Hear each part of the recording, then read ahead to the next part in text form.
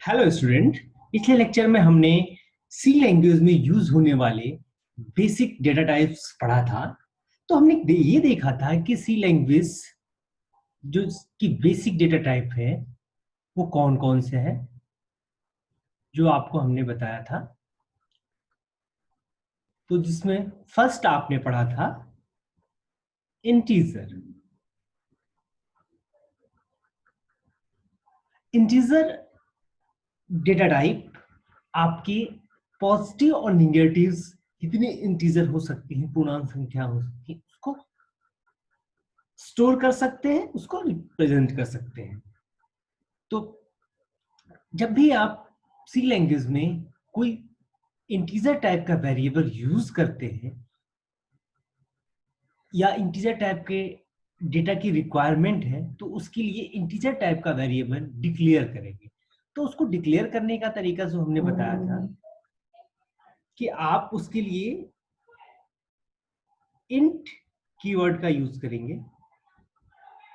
Int, अगर मान लीजिए उस वेरिएबल का नाम x रख रहे हैं तो इंट x, इसका मतलब ये स्टेटमेंट ये कह रहा है कि x एक वेरिएबल है जिसका डेटा टाइप इंटीजर है, या फिर x एक वेरिएबल है जो इंटीजर टाइप की वैल्यू को होल्ड कर सकता है या इंटीजर टाइप की वैल्यू को डिनोट कर सकता है। अब इस स्टेट जब भी किसी वेरिएबल को यूज करना होता है, हमें सी लैंग्वेज में उसको डिक्लेयर करना पड़ता है। तो ये स्टेटमेंट आपको एक डिक्लेरेशन स्टेटमेंट हो गया। जैसे इसमें आप मान लीजिए x में कोई वैल्यू पुट करना चाह रहे हैं, तो आप मान लीजिए x में 10 पुट करना चाह रहे हैं, या ये चाह रहे हैं कि x 10 वैल्यू होल्ड की। तो x इक्वल टू 10 लिख दिया, इसका मतलब x एक इंटीजर टाइप का वेरिएबल था और अब x की करंट वैल्यू क्या है, 10। ये दोनों स्टेटमेंट समझ में आए। जब भी आपको कोई वेरिएबल यूज करना होता है तो सबसे पहले उसको डिक्लेयर करना पड़ेगा, और फिर डिक्लेयर करते समय उसे हम क्या करते हैं, उसका नेम डिसाइड करते हैं कि उसका नाम क्या है, फिर उसका टाइप क्या है, इसलिए क्या है उसका डेटा टाइप, तो उसका टाइप और नेम, और फिर उसको किसी वैल्यू को, जो भी वैल्यू उसमें पुट कर देंगे वो उस वैल्यू को होल्ड करेंगे। ये बात समझ में आई। दूसरा हमने पढ़ा था फ्लोटिंग पॉइंट, जो रियल नंबर को डिनोट करने के लिए जितनी भी आपकी दशमलव संख्याएं हैं, तो इसके लिए जो कीवर्ड यूज करते हैं, फ्लोट यूज करते हैं। क्या करते हैं, फ्लोट। अगर मैंने फ्लोट y ले लिया, इसका मतलब y एक वेरिएबल है जिसका डेटा टाइप फ्लोट है या फ्लोटिंग पॉइंट है। इसका मतलब y किसी रियल वैल्यू को स्टोर कर सकता है। अभी ये केवल और केवल हमने डिक्लेयर किया। मान लीजिए y में कुछ वैल्यू पुट कर दिया हमने, y इक्वल टू मान लीजिए हमने 5.2 ले लिया, इसका मतलब y एक फ्लोट टाइप का वेरिएबल है, फ्लोटिंग टाइप का वेरिएबल है, और उसकी करंट वैल्यू 5.2। तो ये एक स्टेटमेंट हो गया, इसे डिक्लेरेशन बोलते हैं, और ये इसको बोलते हैं इनिशियलाइजेशन उसकी वैल्यू। तो इसलिए तीसरा जो बेसिक हमने पढ़ा था, कैरेक्टर। कैरेक्टर तो कैरेक्टर को डिक्लेयर करने के लिए हम कैर कीवर्ड का यूज करते हैं। कैर, मान लीजिए कोई कैर वाई, वाई नहीं, वाई हमने ले चुके हैं, किसी कोई और नाम रख देते हैं, इसको इरेज कर लेते हैं।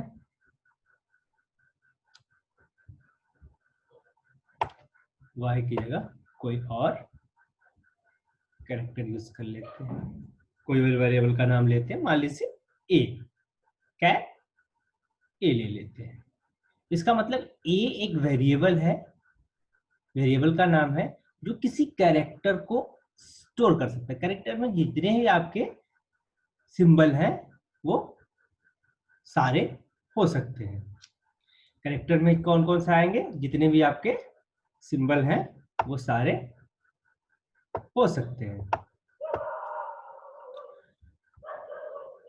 अभी कैरेक्टर ए किसी वैल्यू को होल्ड नहीं कर रहा है, अभी केवल और केवल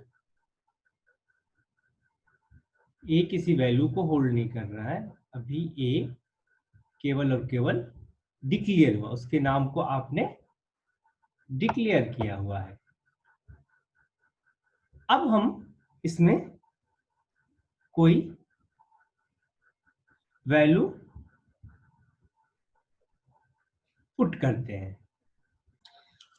तो ए एक कैरेक्टर है, कैरेक्टर टाइप का वेरिएबल है, और ए में हम पुट कर दे रहे हैं ए इक्वल टू बी। जब भी कैरेक्टर को कैरेक्टर कांस्टेंट लेते हैं तो उसको सिंगल कोट में रखते हैं। तो बी यहाँ पे एक कैरेक्टर है, एक कोई वेरिएबल नहीं है, एक कैरेक्टर है। ए एक वेरिएबल है जो कैरेक्टर टाइप के वैल्यू को होल्ड कर रहा है।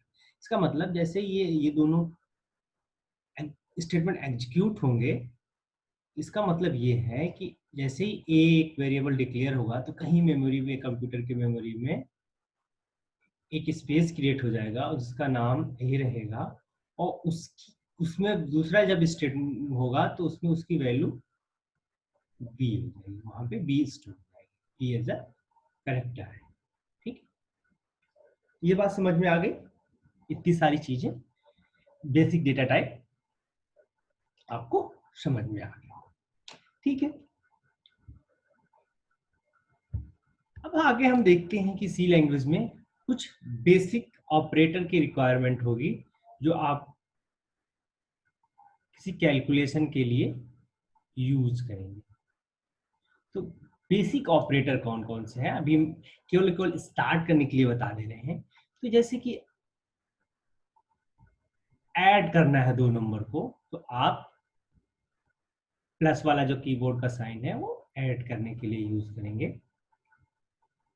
माइनस का साइन है जो माइनस के लिए यूज, दो नंबर को माइनस करने के लिए, जैसे मान लीजिए 5 माइनस 3 करना है, प्लस 3 करना है, तो ये यूज होगा। आपको माइनस करने के लिए, सब्ट्रैक्ट करने के लिए आपको ये वाला साइन, ये दोनों साइन तो वही जो आप यूजुअली यूज करते आए हैं, लेकिन मल्टीप्लिकेशन के लिए ये वाला साइन होता है एस्ट्रिक, जो स्टार टाइप का आपका दिख रहा है, ये होता है दो नंबर को जब आपको मल्टीप्लाई करना हो, तो दो नंबर को मल्टीप्लाई करना हो तो आप मान लीजिए 8 में, तो ये सी लैंग्वेज में आप 8*3 लिखेंगे, ना कि 8 ये लिखेंगे। ये लिखेंगे तो आपका वैलिड नहीं होगा। ठीक, उसी तरह से दो नंबर को डिवाइड करना है, डिवीजन के लिए ये वाला सिंबल होता है, फॉरवर्ड स्लैश आपका दिख रहा है।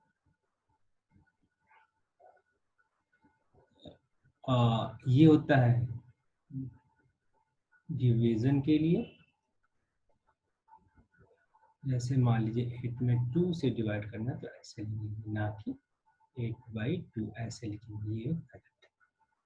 ठीक, तो ये कुछ बेसिक जो अर्थमेटिक ऑपरेटर, इन्हें अर्थमेटिक ऑपरेटर कहेंगे। आगे बहुत सारे ऑपरेटर पढ़ेंगे हम, अभी स्टार्ट करने के लिए, जिससे कि आपका सी लैंग्वेज में बेसिक स्टार्टिंग हो। और अभी अभी हमने जो वेरिएबल्स में जैसे x इक्वल टू 5 रखा था, तो ये इक्वल टू वाला साइन भी एक ऑपरेटर होता है। क्या होता है? ऑपरेटर होता है, जिसको हम बोलते हैं असाइनमेंट ऑपरेटर। क्या बोलते हैं? Assignment operator. तो इसका काम क्या होता है कि जो भी इसकी राइट साइड में जो भी वैल्यू है, उसके लेफ्ट साइड में जो वेरिएबल है उसमें पुट कर देना। तो मतलब 5 को x में पुट कर देना, y इक्वल टू हमने अगर 3 लिखा है तो 3 इसमें पुट कर देना। हमारे z इक्वल टू हमने लिखा है 2.8, तो 2.1 को z वेरिएबल में पुट कर देना। तो ये बेसिक ऑपरेटर अब स्टार्ट करने के लिए। ठीक, इतना समझ में आ गया आपको सबको? अब एक पहला प्रोग्राम अपना लर्न करने से देखने से पहले सी में एक और चीज पढ़ लेते हैं। एक फंक्शन होता है जिसको हम बोलते हैं प्रिंटफ फंक्शन, इसको बोलते हैं प्रिंटफ फंक्शन। ठीक है, तो सी लैंग्वेज में जब भी हमें कोई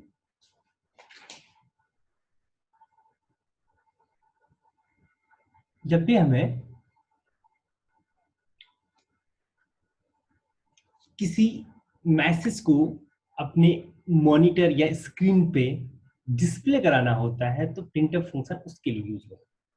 ठीक है, जैसे मान लीजिए आप अपने कंप्यूटर सी प्रोग्राम के थ्रू अपने नाम को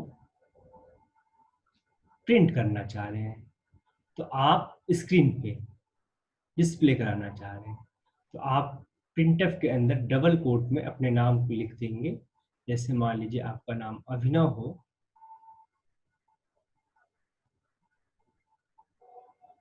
और इसके बाद जैसे ये खत्म होता है सेमीकोलन। सी लैंग्वेज में कोई भी स्टेटमेंट या कोई भी इंस्ट्रक्शन लिखते हैं उसके बाद वो इंड जो होता है हमेशा सेमीकोलन से।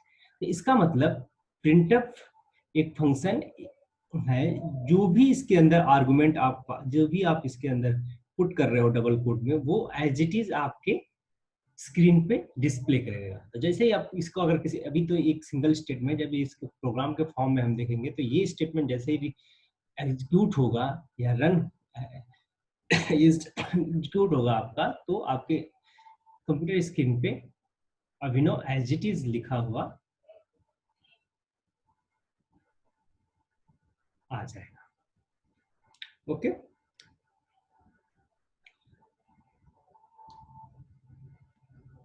तो जिसकी डबल कोट के अंदर जो भी आपको मैसेज प्रिंट करना है वो इसके अंदर पुट कर देंगे।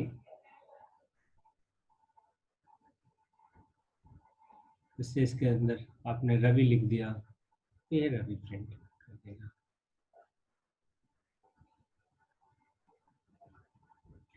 ये तो हो गए आपके मैसेज प्रिंट करने। आप चाहें तो जो भी आपने वेरिएबल पढ़े हैं, ठीक है, वेरिएबल को भी इससे की वैल्यू जैसे इंटीजर है, फ्लोट है, उसको भी अगर स्क्रीन पे डिस्प्ले कराना चाहते हैं तो आप प्रिंट कर सकते हैं। जैसे मान लीजिए कोई वेरिएबल x है, x इक्वल टू 5 है और ये इंटीजर टाइप का है।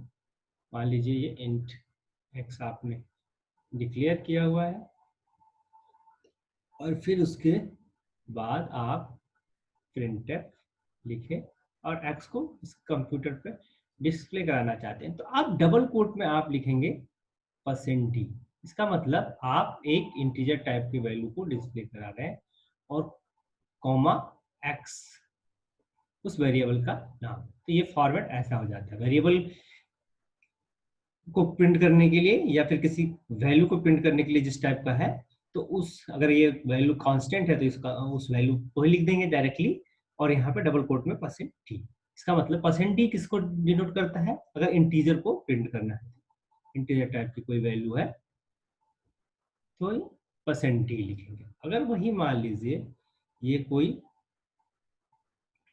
रियल नंबर होता, फ्लोटिंग पॉइंट होता, दशमलव संख्या होती, मान लीजिए y इक्वल टू होता 2.8।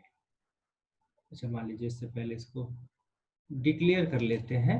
पहले इसको डिक्लेयर कर लेते हैं, हमने डिक्लेयर नहीं किया तो इसको फ्लोट y दूसरा और y इक्वल टू 2.8, फिर प्रिंटफ। आप कोई फ्लोट हो तो उसके लिए लिखते हैं % और उस वेरिएबल का नाम मान लीजिए y। अभी इसका आगे पूरी फंक्शनिंग और इसकी फॉर्मेटिंग, डिफरेंट टाइप के किस तरह से मैसेजेस प्रिंट कर सकते हैं, वो सारा बताऊंगा। अभी इनिशियलाइज करने के लिए बेसिक चीजें जो आपको अभी धीरे धीरे समझ में आएंगी। उसी तरह से अगर मान लीजिए कोई करेक्टर टाइप का वेरिएबल है या वैल्यू प्रिंट करना है, तो उसके लिए मान लीजिए कैर आपने ए लिया हुआ है, ए में डाला है, ए में बी वैल्यू पुट की है, और फिर प्रिंटफ करेक्टर के लिए हम लिखते हैं %c और उसका नाम लिख दीजिए। तो ये आपके स्क्रीन पे ए की वैल्यू करंट क्या है, बी, तो बी प्रिंट करेगा। जैसे ये क्या, अगर ये एग्जीक्यूट होगा तो क्या प्रिंट करेगा, 2.8 आपके स्क्रीन पे, और ये क्या प्रिंट करेगा, 5। इतनी बातें आपको सबको समझ में आ गई। हमने वेरिएबल्स पढ़ ली, वेरिएबल्स क्या होते हैं, हमने बेसिक ऑपरेटर पढ़ लिए, हमने प्रिंटफ के फंक्शन पढ़ ली।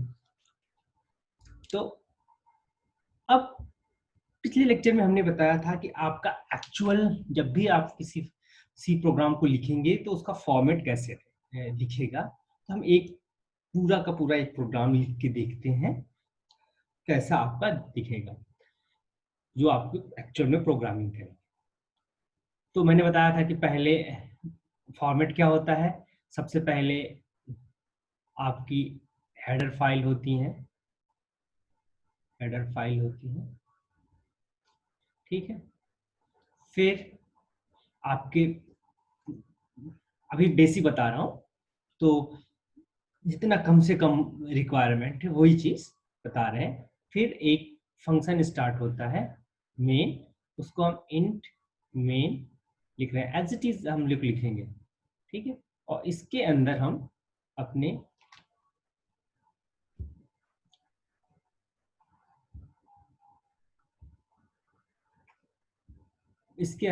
इंस्ट्रक्शन को 1 बाय 1 लिखेंगे।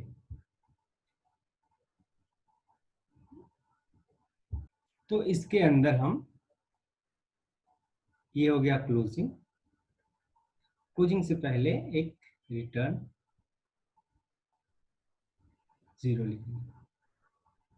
तो ये रिटर्न 0, उसके अंदर हम अपने इंस्ट्रक्शन को 1 बाय 1, जिस तरह की प्रॉब्लम सॉल्व करनी है 1 बाय 1 लिखते जाएंगे। तो ये बेसिक स्ट्रक्चर हो गया, ठीक है। एक छोटा सा प्रोग्राम लिख के देखते हैं। सबसे पहले आपका नाम प्रिंट करके देखते हैं। तो सी लैंग्वेज में सबसे पहले एक हेडर फाइल सो यूज में आती है, ऑलमोस्ट हर प्रोग्राम में जरूरी होगी, इंक्लूड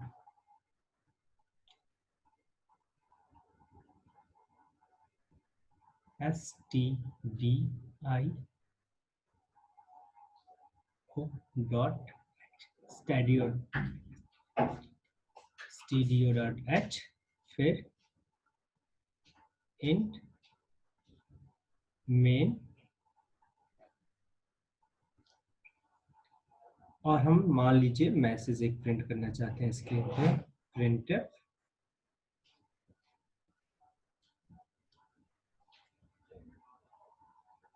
अभिनव। फिर जैसे स्टेटमेंट कोई भी खत्म होता है उसके बाद सेमीकोलन लगता है। फिर मैंने क्या बोला, रिटर्न 0 एज इट इज, वो तो रहेगा, और क्लोजिंग ऑफ। ये आपका स्मॉलेस्ट सी का प्रोग्राम, एक जो बेसिक प्रोग्राम है वो लिख गया। अब इसको आप कंपाइल करके एग्जीक्यूट कराएंगे तो आपके स्क्रीन पे, मॉनिटर पे अभिनव लिखा हुआ प्रिंट होएगा, ठीक है। ये आपको समझ में आ गई सबको बात, सबसे छोटा सा प्रोग्राम। अब हम लोग इसको अपने कंपाइलर एडिटर पे लिख के कंपाइल करा के और देखते हैं कि क्या एक्चुअल में ऐसा हो रहा है।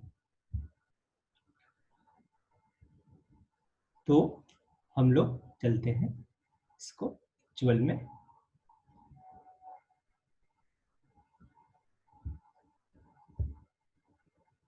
कराने, रन।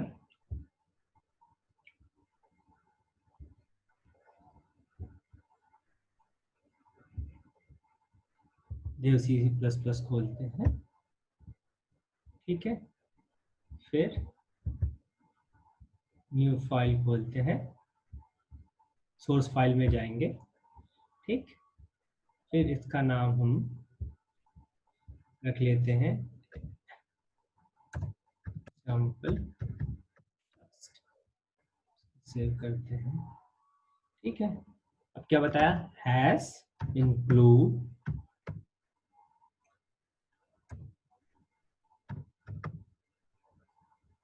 और stdio.h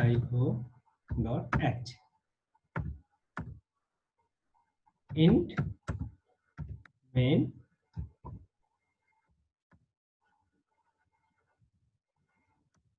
फिर printf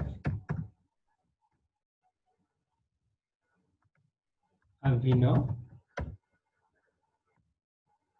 लास्ट में आएगा सेमीकोलन, फिर रिटर्न 0, ठीक। अब इसको हम सेव कर लेते हैं, फिर क्या करेंगे, इसको कंपाइल करेंगे। तो यहाँ से कंपाइल पे क्लिक किया, ये कंपाइल हो गया सक्सेसफुली, कोई एरर आता है तो यहाँ पे मैसेज शो होता है। फिर इसको जाएंगे और रन कराएंगे, रन कराए तो देखिए हमारे स्क्रीन पे अभिनव लिखा हुआ आ गया, ये डिस्प्ले हो रहा, ठीक है, ये डिस्प्ले हुआ आ रहा है, ठीक। तो ये पहला सक्सेसफुली आपका पहला प्रोग्राम रन कर गया, ठीक। चलिए मान लीजिए एक दूसरा और कराते हैं, तो न्यू पे जाते हैं, कोई नया, फिर लोड std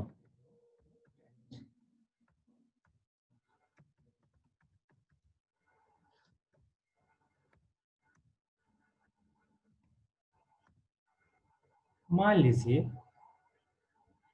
मैं printf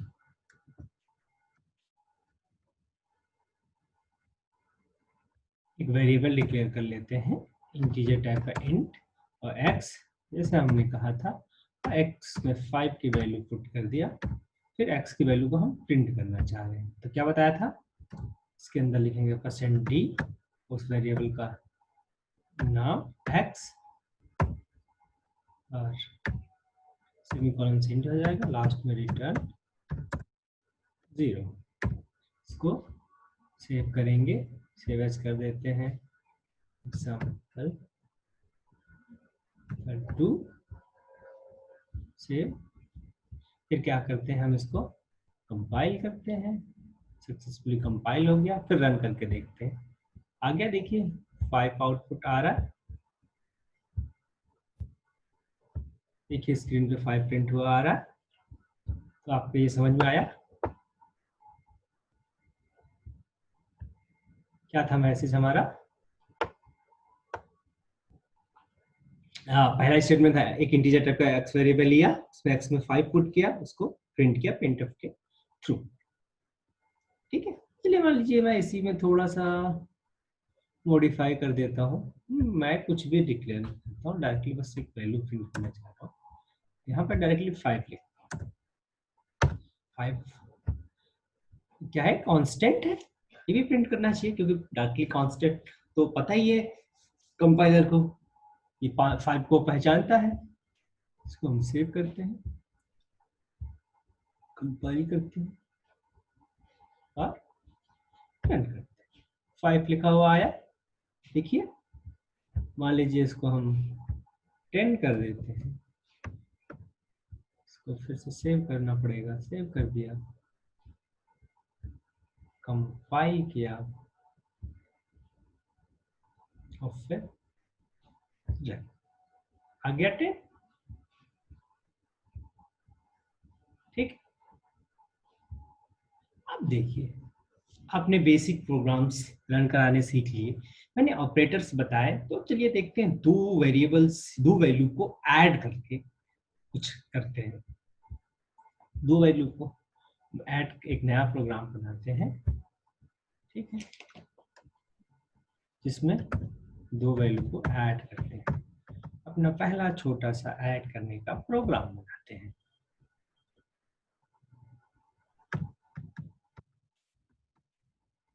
ठीक है, इंट मैन,